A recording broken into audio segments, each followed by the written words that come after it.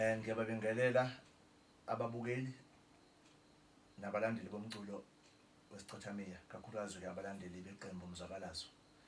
Lo nibingelelayo uqedi uNdabenhle uJethro wakaZulu. Ngikhuluma lana egameni leqembu Umzabalazo. Leli qembu saliqala ukuthi silenze ngo-1990. Ngaleso sikhathi sasabafana impela sisebancane. Sasihlangana njengeinsizwa nje esazisezintsha, sihlanganiswa inkonzo ingempela into eyihlanganisile.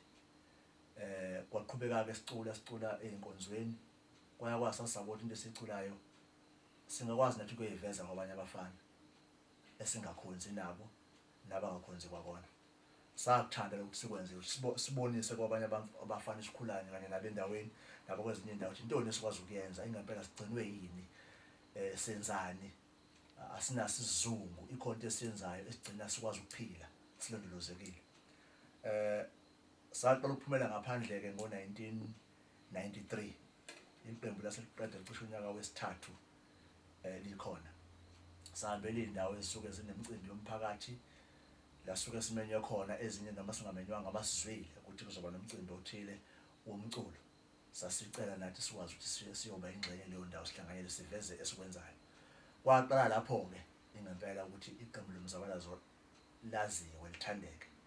Mhlambe ngilibale ukusho ukuthi laqala ngo-1990 kwakuphi nendawo lapho. Kusendaweni engaphambi kwasedududu exube amalunga eqembu asuka eMkhunya endaweni ethiwa iseChibini, namanye amalunga asuka endaweni ethiwa iseNdunduma endaweni yaseMkhumbane. Sahlangana njalo kanjalo ke sihlanganiswe into ebesengichazile ukuthi sihlanganiswe inkonzo. Sasihambela indawo ke endaweni zangakithi nakodududu, namanye amaqembu ayekhona ecula umculo wegospel, amanye ecula umculo wesichothamia, abanye ngokuhlukahlukana bezinto ezahlukene. Sifike sicule lapho, laziwa iqembu bakhombisa ukulithanda abantu. Abaningi babesikhuthaza ukuthi kufanele siyoqopha. Thina singakuboni kangaka ukuthi sifanele siyoqopha, basasizwa kumnandi nje sicula, futhi singaziboni nje ukuthi mhlambe singase sibe imaterial ekuthiwa ingaziyo yoqopha. Kodwa ngokusikhuthaza abantu beleke besho ukuthi ayikufanele uyoqopha umculo omnandi. Sasicabanga ke nathi ukuthi kufanele sikwenze, kodwa sasithi akumele kube into esichazelayo ukuyenza, ngoba akumele mawenze into noma mangabe uzophakela abantu ukudla uvele nje ugcobhuze kalula bese uthi sekuvuthiwe abantu abahle.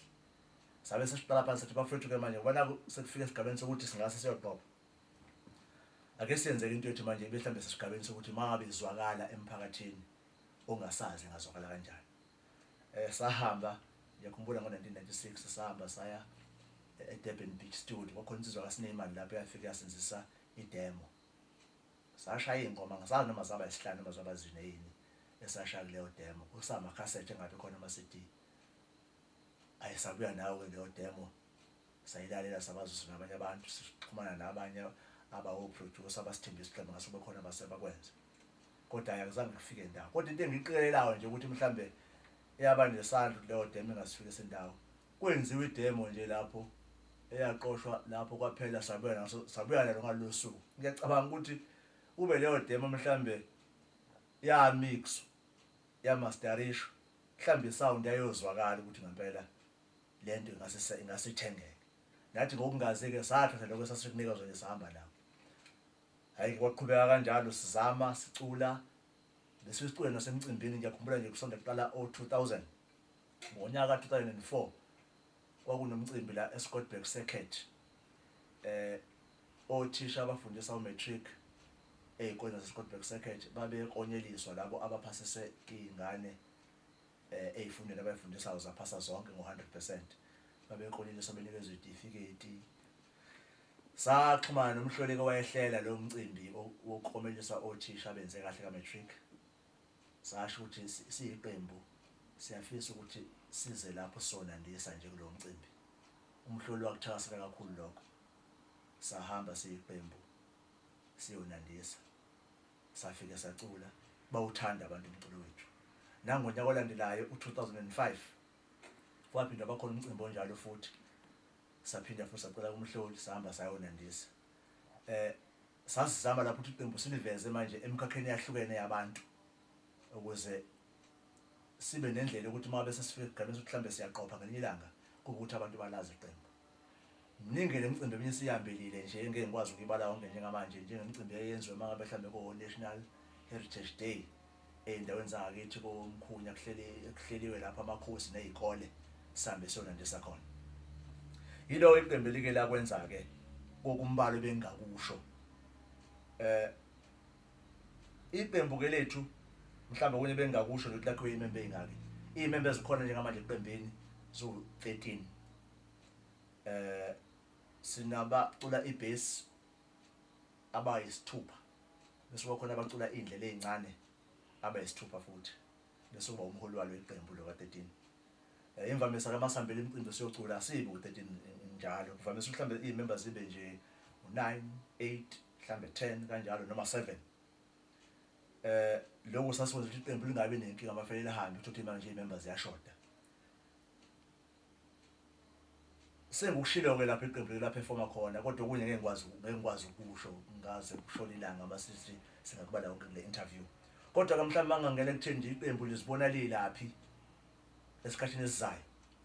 Sinephupho siyiqembu kodwa ukuthi sayifundisa ukuthi mangabe sicabanga ukwenza into siphupha ngento singatatazeli singaxhamazeli ngoba sifuna ukuthi masiyenza ibe namagxatha ayobonakala. Asifuni ukuthi into masiyenza siyenze siphuthuma siyenze lesijawu ukuthi sidume ngoba into moyenza kanjalo awuyenzi kahle.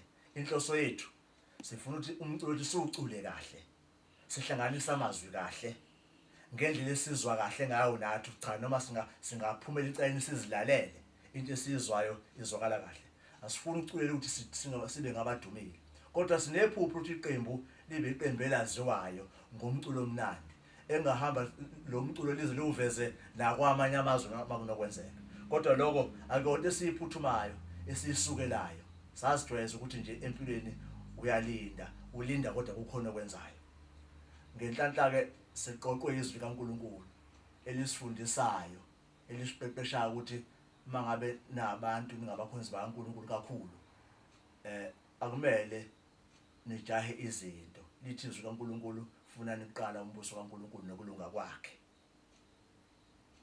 Ningakhathazeki kuba niyakudlani niyakumbathani nokuthi niyakudlani niyakuphuzani nokuthi niyakumbathani na ngoba uyihlo sezulu niyazi niyazidinga lezi zinto. Sisifundisa lokho ke njengeqembu ukuthi masenza umculo wethu asiwenze umculo wethu ube mnandi kubantu esikhonza nabo enkonzweni kuqala ngoba sidumisa uNkulunkulu ngalo mculo wethu. Uphinde futhi umculo wethu senze ube mnandi nakuthina sizwe ukuthi hayi into esicula kodwa izwakala kahle endlebeni zethu nomunye umuntu angayizwa kahle. Siphinde futhi umculo wethu nongasezona ke ingoma zokholo kodwa awube namazwi amqeqeshayo umuntu ozwayo njengoba ungezwe nje kwengoma esiziculayo la ingoma esiqale ngayo umondli noSibuyile. Siyakhuluma lapho asikhulumi nabantu abakholwayo nje ngoba sikhuluma nabantu bonke. Yize leyo ngoma eqoshwe kwalenganiswa ngomondli noSibuyile abakholwa kakhulu ekuhambeni kodwa ekhaya kube kulanjiwe. Sifundisa abantu la ukuthi umuntu phela mangabe emuhle akabe muhle endlini eqali kwabo nasendlini yakhe nasendlini kwakhe ngaphambi ukuthi abe muhle ngaphandle. Kumbe ukuthi umuntu udumile akavesiza akavekholwa kodwa usiza kude kubantu abangamazi kubantu abamdinga ngempela usizo lwakhe uthola ukuthi akalivezi usizo. Sifundisana lokho kulinda okunjalo ukuthi manenza into yenzeni ngenhloso enhle futhi niyilinde into. Sithi izulu libele endlela livuthwa. Uma ngabe uzokwenza into ujawu ukudla manje ngeke uzudle. Uyozufa ungadlanga. Uyozuthi amapetshisi akamnandi kanti uwakhe ebuhlaza amapetshisi uwadle ebuhlaza ulazi ngempela ipetshisi masilivuthwele njani. Umculo wethu siwakha kanjalo ke. Neqembu lethu silakhela lokho ukuthi mhla livuthwa livuthele ukuthi lizwa abantu abaningi nasemazweni kube ukuthi livuthwe ngempela. Maya ngixhumana neqembu ke umuntu mabe efisa mhlambe iqembu ukuthi aliqashe bokhona elimenzela kona indawo inombolo esitika kuzona ungasithinta ngasel number u0723430977 inombolo le yeselfoni ungasithinta ngayo. Mhlambe futhi ungasithinta nange email. I-email address yethu ithi ndabenhlezulu telkomsa.net. Izimali lesithinteka ngazo njengamanje lezo. Mhlambe ke indaba yeposi ayiseke akabekho abantu asenza iposi manje basebenzisa cellphone sakunikeza email address kwanele.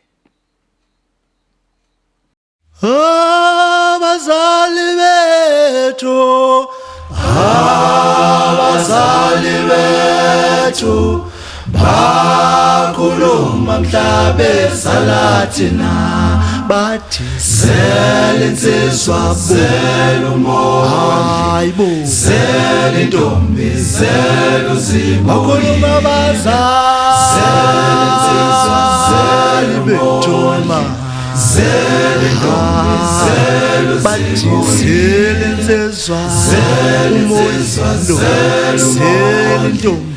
selintombi seluzibuyile imkuba yalezingane mebebo imkuba yalabantwana mebebo imkuba yalezingane mebebo imkuba yalabantwana mebebo